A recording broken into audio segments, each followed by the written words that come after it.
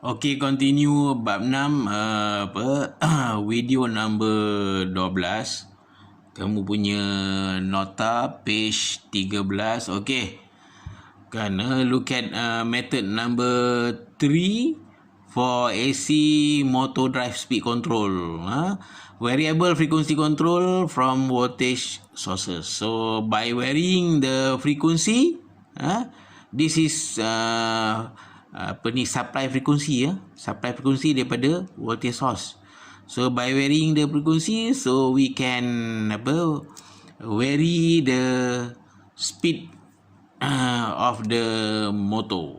Okay, kita go through with the note.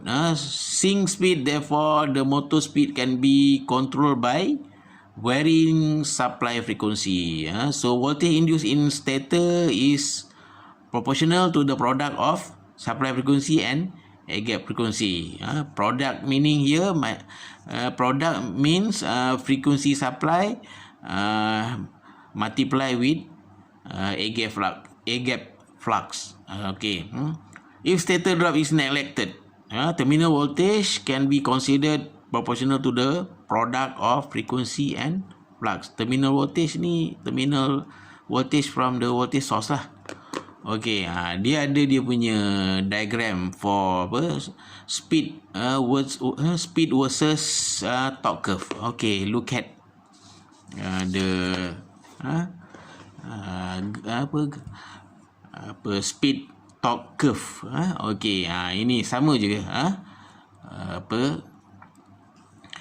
speed versus torque. Okey, ini ada banyak curve. So yang tengah-tengah ni adalah base frequency, maknanya natural ataupun rated frequency, ataupun operating frequency,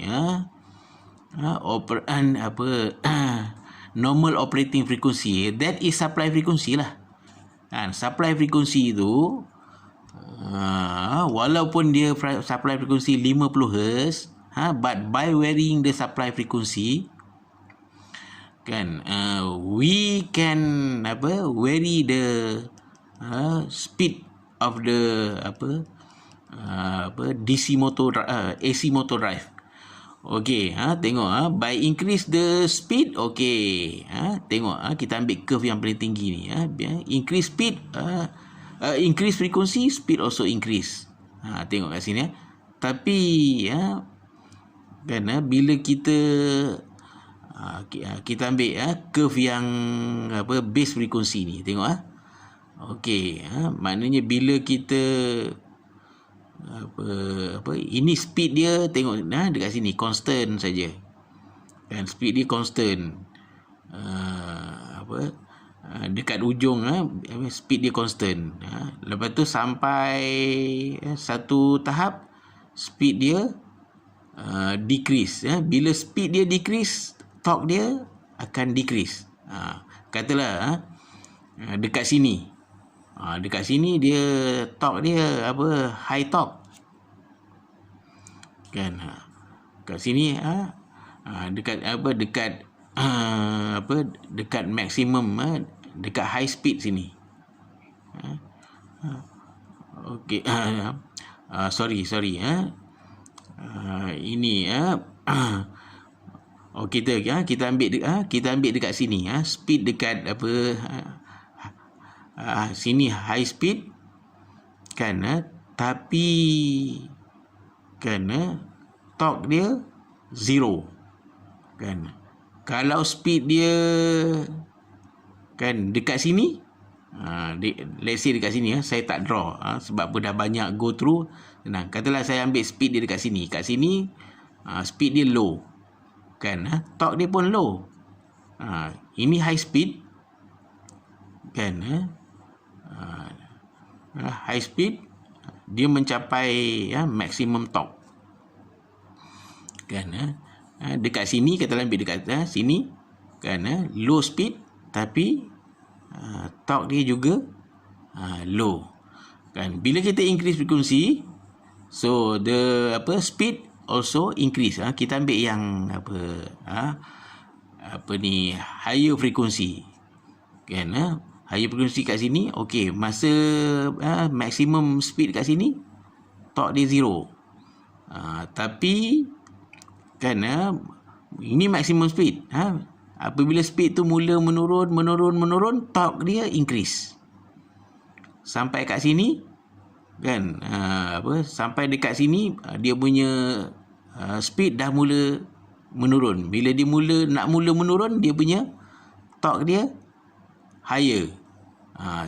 Sampai dekat sini kan, dia punya speed katalah sini sudah low speed, torque dia lagi kurang. Nak tunjuk tu saja. Okey.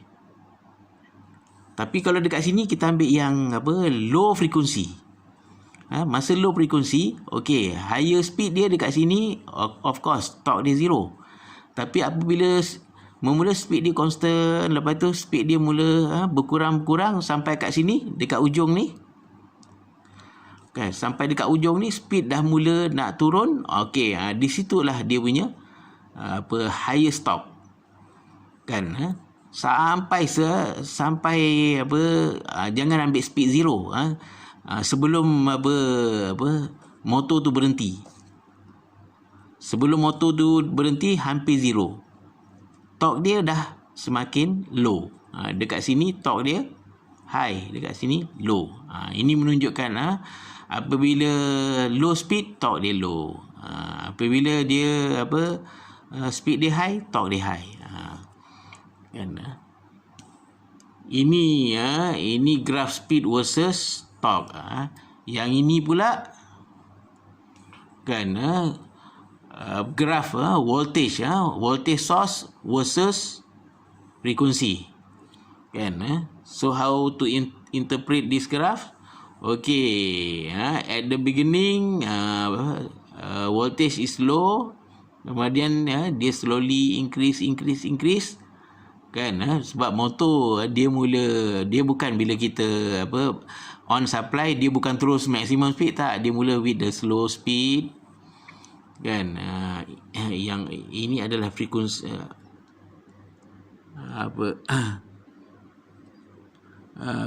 graph voltage source versus frequency source.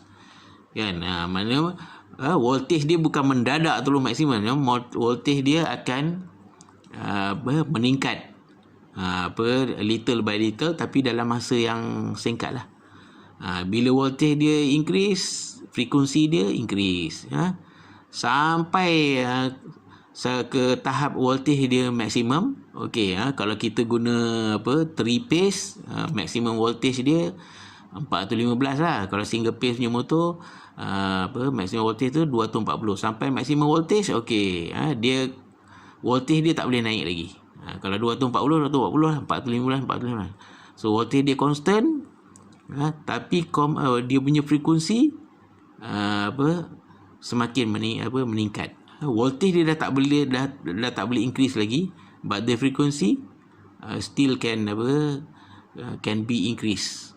Ini how to interpret graph voltage source versus frequency source. Frekuensi dia kita boleh kan, walaupun voltage sudah maksimum, tapi frekuensi dia kita masih boleh increase lagi, because when apabila voltage dah constant, kita boleh main-mainkan frekuensi. Increase frekuensi, speed increase. Kan, reduce frekuensi, speed reduce. Kan, with the voltage is constant.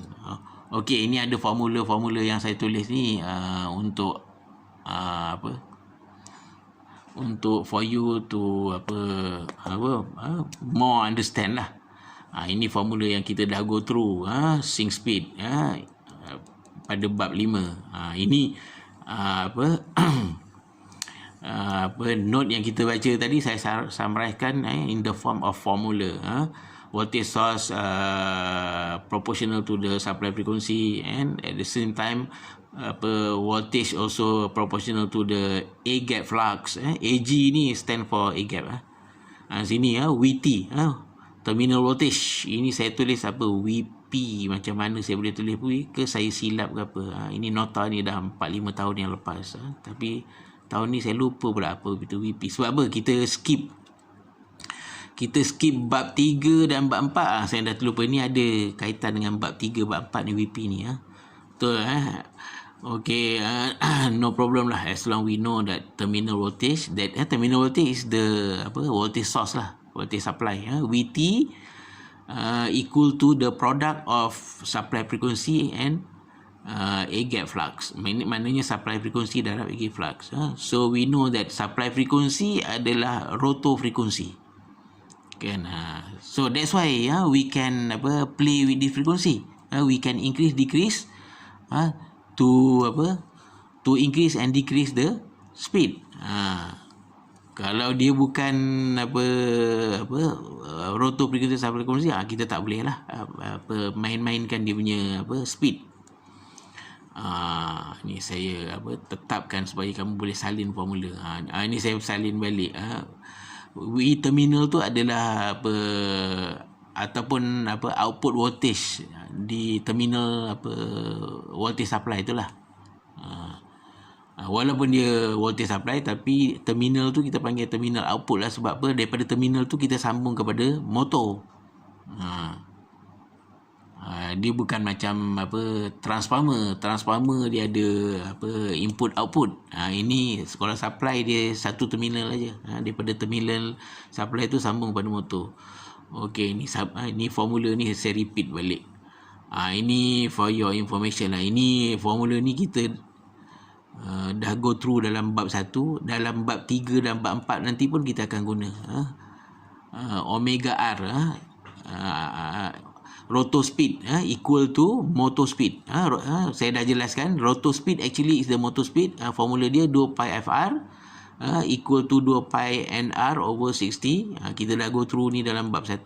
Slip, formula slip kita dah go through dalam bab 5. Rotor frekuensi pun itu lagi saya ada bagi, kita dah go through rasanya dalam bab dah maksimum 12 minit. Saya tak akan pergi sampai 13 minit. Okey, nanti kita stop sini. Nanti kita pergi ke method nombor 4, iaitu rotor resistant control yang ini. Okey, terlajak saya leka.